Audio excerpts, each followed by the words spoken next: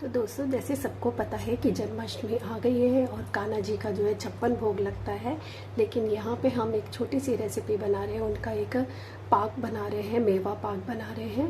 क्योंकि जो इसके अंदर सारे ड्राई फ्रूट्स लगते हैं, तो इसकी एक हम उनको प्रसाद बनाएंगे कान्हा जी का, जिसके अंदर ये सारी चीज़ें लगती हैं। मखाना है, बादाम है, किशमिश है, चिरौंजी है, खरबूजे के बीज हैं, काजू है, ये खसखस है और नारियल का बुरादा, और भी बहुत सारी चीज़ें लगती हैं। तो हम आपको स्टेप बाय स्टेप सारी चीज़ें बताएंगे।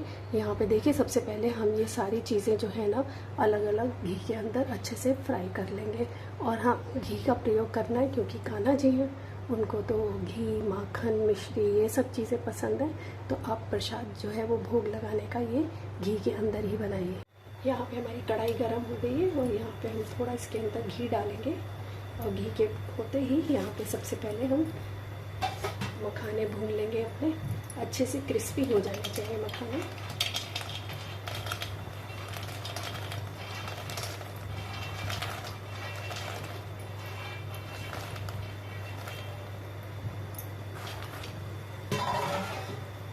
जैसे कि सभी को पता है दोस्तों, इस बार बड़ा कन्फ्यूज़न है कि 15 को होगी जन्माष्टमी की 16 को होगी।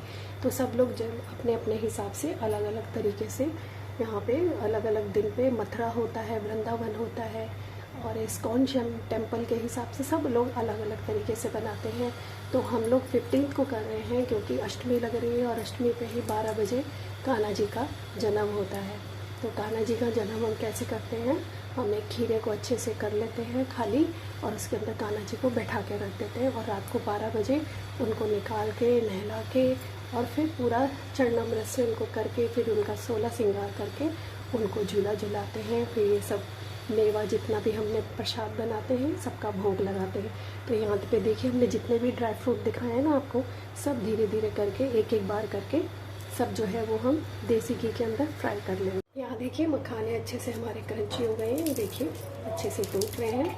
बस इसी तरह सारे घी डाल के थोड़ा थोड़ा हम ये सारे मेवा जो है वो फ्राई कर लेंगे। तो आपको कितनी क्वांटिटी में बनाना है, कैसे बनाना है, वो आप अपने हिसाब से देखिए। सारी मेवा हमने यहाँ पे फ्राई कर लिया है। बहुत थोड़ा सा जो है इसके अंदर हमने घी डाला है और इसके अंदर ये नारियल का बुरादा लिया है।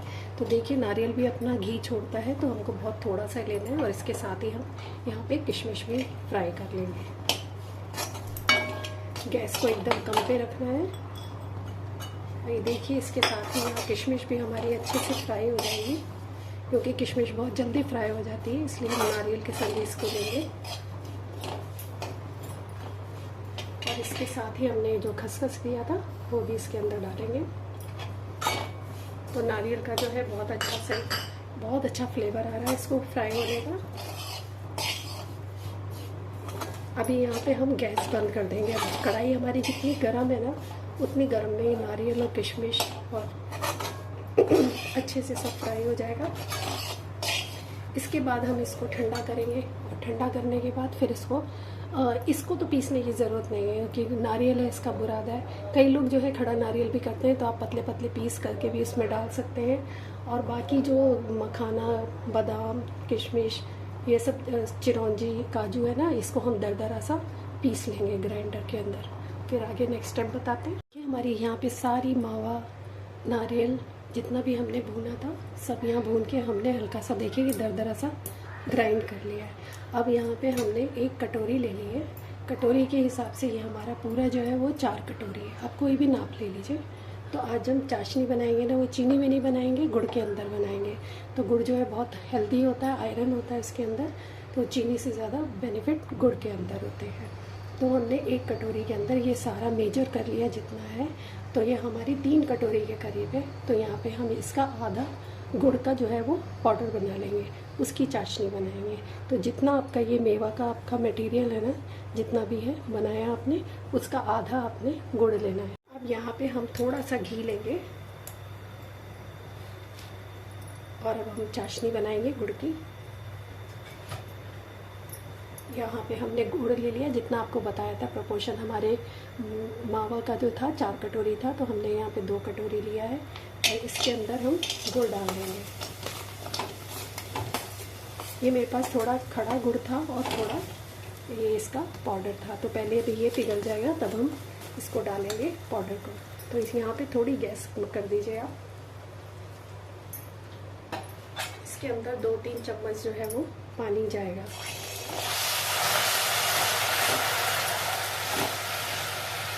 गैस को हल्का रखें, नहीं तो गुड़ जलेगा तो फिर टेस्ट खराब हो जाएगा।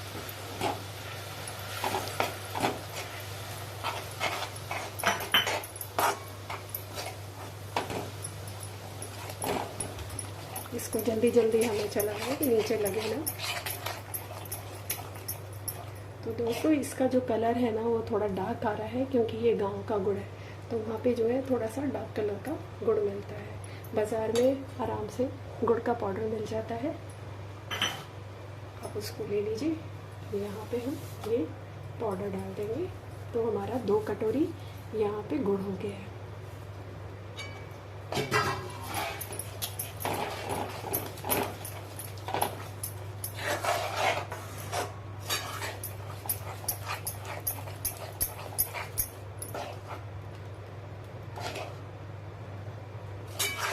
बस इसको लगातार हमें चलाना है तक हमारा गुड़ पिघल रहा है। हमने यहाँ पे एक थाली तैयार करके रख ली है जिसको हमने ग्रीस कर लिया।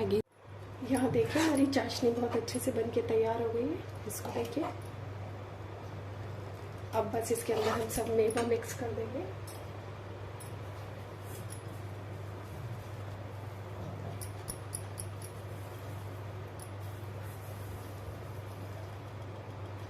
और इसको हमें जल्दी जल्दी मिलाना है क्योंकि गुड़ है वो फिर जल्दी से जम जाता है। गैस हमारी एकदम स्लो है और ज़्यादा गर्म है कढ़ाई आपकी। तो इसको आप बंद कर दीजिए। बंद करने के बाद इसको अच्छे से सब मिक्स करिएगा।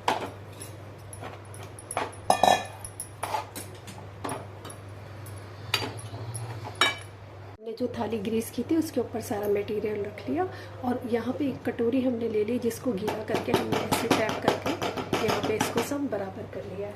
अब यहाँ पे गरम ही इसके अंदर हम यहाँ पे थोड़े से कट्स लगा देंगे ताकि जब इसको निकालें पीसेस को तो ये आराम से निकल आएंगे। देख रहे हैं जम भी गई है। थोड़ी देर के अंदर ही हमारी ये मेवा पाक बन के तैयार हो जाएगा।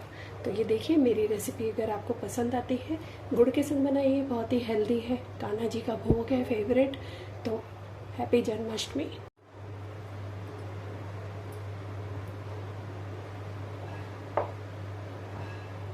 और यहाँ पे देखिए हमारा कान्हा जी का जो है वो पाक मेवा पाक बन के तैयार हो गया है और प्रसाद के लिए तैयार है। जब भगवान जी का जन्म होगा तब इनका भोग लगेगा, तुलसी दल इसके अंदर लगेगा। तब तक हमने और जो चीज़ें प्रिपेयर करी हैं वो सब अब एक थाली सजा लेते हैं यहाँ पे।